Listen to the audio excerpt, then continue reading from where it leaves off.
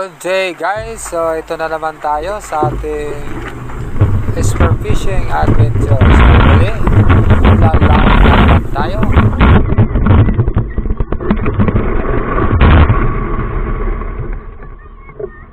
Ayan, naibaba na natin ang ating bangka at kasama pa rin natin si Bro Jake, ating dive buddy dito sa Sibuyan Island.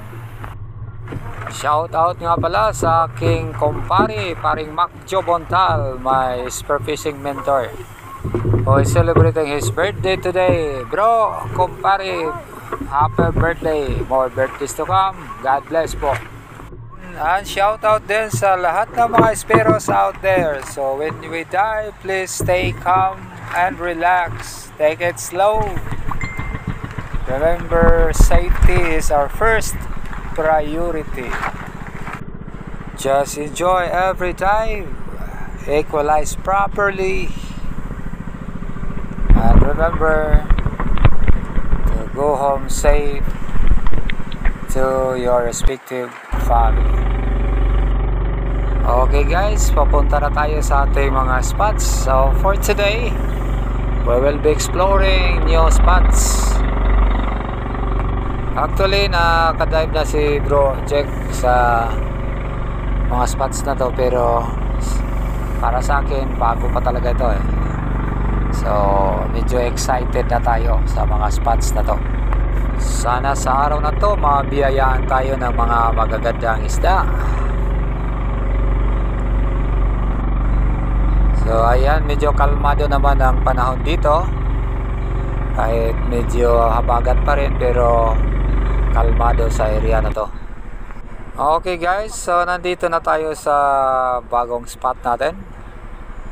So medyo nahirapan si Bro Jake Rianyo sa paghanap ng bahura, kasi hindi naman to lagi niya pinupuntahan. So paikot-ikot muna kami. So hanggang sa makita na namin ang naturang bahura. So ilang sandali pa ay ihuhulog na namin ang angkla. Ayan. So stay tuned guys for some actions down there, hoping to find some nice fish. Wish us luck. Ayan, all set na tayo. Check muna sa ating gear.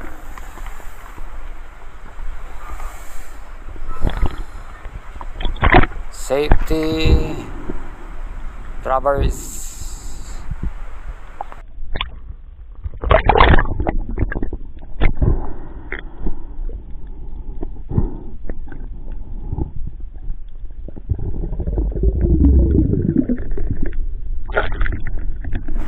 So gamit pa rin natin ang ating Robalin 140 cm tuna rail gun.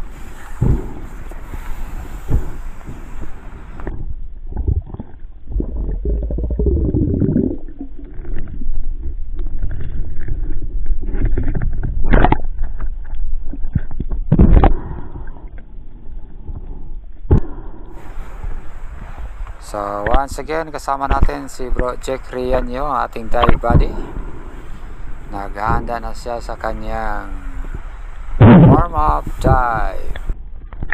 Sabi kasi ni Bro Jake, nakahuli na siya dito ng King Mac, kaya binalikan namin. Baka sakali na mayroong ibang dadaan na naman. Ayan, going down slowly ang ating dive buddy. At pagdating niya sa baba ay nag-set up ng ambush position. Pagkatapos nating warm up dive, dito bumaba tayo. Papapansin natin na medyo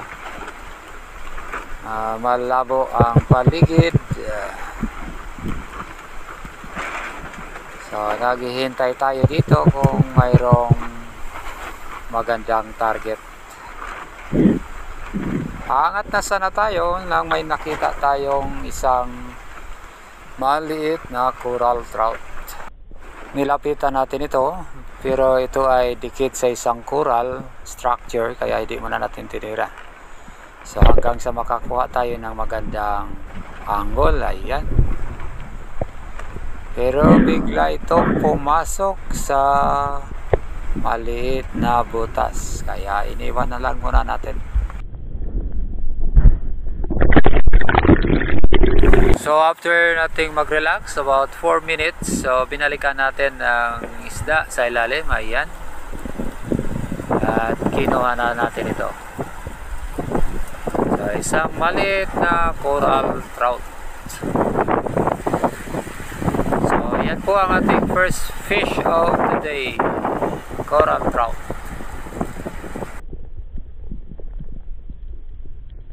Dahil sa wala tayong sightings ng mga malalaking isda sa spot na to, lumipat tayo ng bagong spot. So dito bumaba tayo pagkatapos ng ilang dive sa bagong spot na to. So medyo malinaw ang tubig, okay ang visibility, kaya dito nag drop tayo. May nakita na tayong mga maliliit na mga bait fishes. Sa ating pagbaba kanina, may nakita tayong dalawang snappers dito, kaya dito tayo naghintay.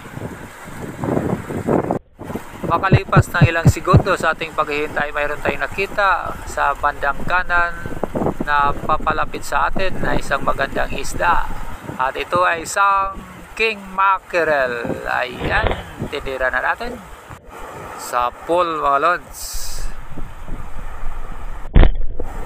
Pagkatapos itong tamaan, ito ay umangat, ayan, at dandahang bumaba.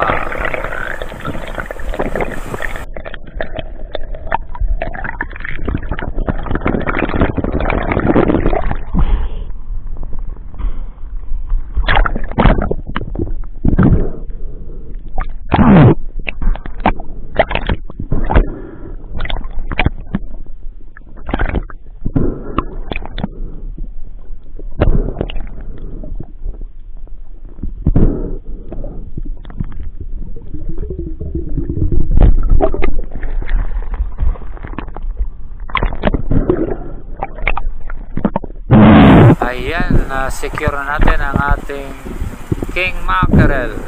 So this is my third king mackerel for the year 2023.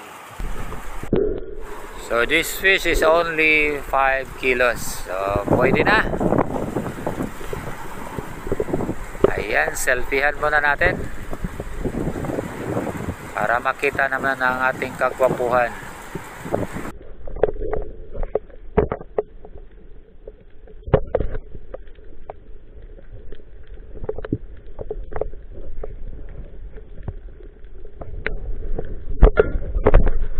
Pagkatapos nating mailagay sa bangka ang ating king mackerel, so bumaba na naman tayo.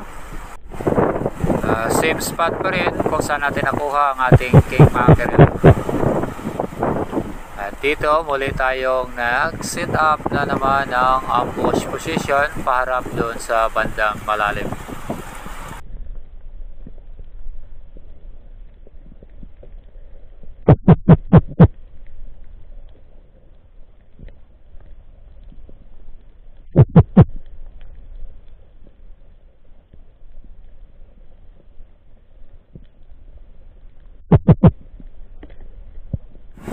Ilang sandali pa, may nakita tayong papalapit na isang trevally. Ayan, dahan-dahan nating inasinta at tinira sa pool mga lods. Barbecue ang isang brushy trevally. Ito ay nasa 3.5 kilograms.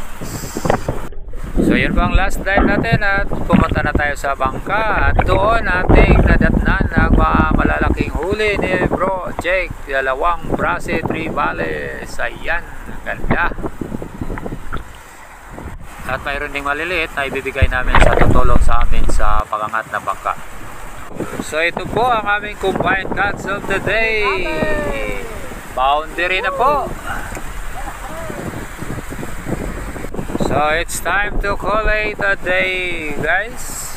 Uwi na naman kami na safe at may huli. Once again, thank you so much for your time in watching this video. I hope you enjoy.